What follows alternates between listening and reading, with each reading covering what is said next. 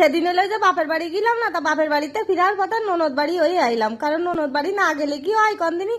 তা ননদ বাড়ি যে কি দেখিলাম, খাওয়া দাওয়া করলাম, সেটাই তো আপনাদের সাথে শেয়ার করি। চলেন তাহলে। নমস্কার সবাই, কিরাম আছেন? আশা করি সবাই ভালো আছেন, বুঝেছেন। তাই যে আমরা সবাই মিলে চলে আইছি, সন্ধ্যে প্রায় হলো 9টা বেজে গেছিল, বুঝেছেন। ওই 9টা 9:30 বেজে গেছিল আমার ননদ বাড়ি আসতে আসতে। তা ননদ আসার সাথে সাথে কিন্তু আমাকে ভাত তরকারি দিয়ে দিচ্ছে, বুঝেছেন। আর আগে কিন্তু অল্প একটু সময় বসে বসে একটু সবাই মিলে গল্প গুজব করেছি, তারপরে কিন্তু খাটি দিয়েছে, বুঝেছেন। তাই যে মনুরা, মনুর বাবা, মনুর মামা সবাই ডাইনিং টেবিলে বসেছে, আর আমার আবার আলাদা করে খাতি দিয়েছে। ওই যে বৌদি ওই জন্য মনে হয় আমার এক করে করে আলাদা করে খাতি দিয়েছে। কি আর কব, ওই যে কুটনি ননদ না, ওই ননদটা ওই রামেরই হয়। হ্যাঁ, সবার সাথে আমার আর বেশি খাতি দিল না, বলে তুমি আনে বসো, আলাদা বসো। আমি বলছি ঠিক আছে, আনেই বসি। তাই যে বাইক নেটা আবার আমার পাশে এসে বইছে, কছে মামি একা একা খাবে না, আমি মামির পাশে যাই একটুখানি বসি। তা আমি আবার একটুখানি ভিডিও করে নিচ্ছিলাম, তা আবারও আসতেছিল, বুঝেছেন। কি আর করা, দেশ হইলো সর্ষে ইলিশ। তা সর্ষে ইলিশটা খাতি যে কি দারুণ হইলো, তার কি কব। মানে আমার ননদ কিন্তু সে ভারী কায়দা রান্না করতে পারে, ও রান্নলি যে কি স্বাদ হয় তার কি কব। সে আমার চাইতো সে ভারী কায়দা রান্না বান্না ওর ভালো হয়, বুঝেছেন। আর একটুখানি রান্না ভাত খাতেই সবাই একটু কম বেশি ভালো লাগে।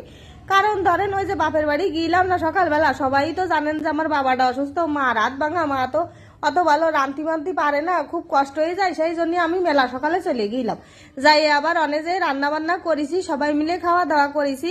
তারপরে কিন্তু আমরা আইছি, তারপরে ননদে কইলাম কি তুই দুটো ভাত রান্ধে দিস না, তাহলে আমরা রাত্রি তোকে রান্তে খাইয়ে দিয়ে তারপরে বাড়ি যাবানে, বুঝেছেন। আর ননদ আবার বেকায়দা ভালো, বুঝেছেন। তাও আমার কাছে আবার শুনতিল যে বৌদি কি রান্না করবো।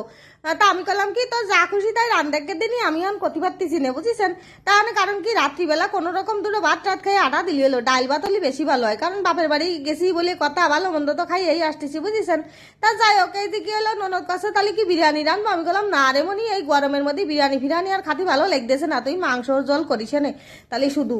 তাই যে সে কষা কষা করে মাংস রান্না করেছে, আর প্রথমেই তো পড়ে গেছে পাতে চর্বি, কারণ ও জানে যে চর্বি আমি খাতি পছন্দ করি। আর ওর একটা গুণ আছে যে যা পছন্দ করে তাই দেয়, শুধু ওর গুণ না, ও আমার বাড়ি আসলে আমি ওর কাছে শুনি ও যেটা খাতি পছন্দ করে সেটাই রান্না করি, সবসময়ের জন্যই সেইগুলোই করি। সেহেতু সবাই সবার পছন্দের মূল্যটা দিই আর কি, বুঝেছেন। এটাই হলো ভালো সম্পর্ক।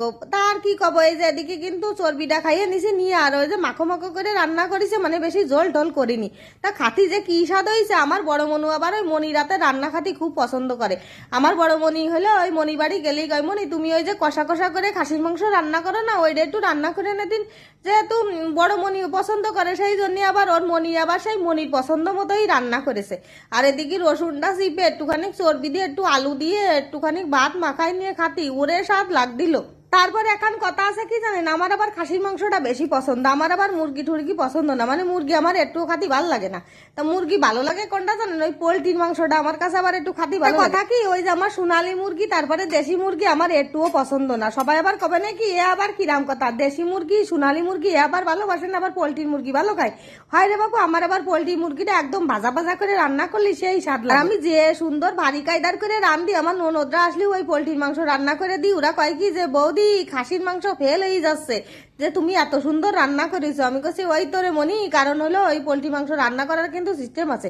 আমি অনেক ভিডিওই আপনাকে সাথে শেয়ার করেছি পোলট্রি মাংস রান্না করা, দেখে আসবেন পারলি, হ্যাঁ, আমার পেজটা ঘুরে।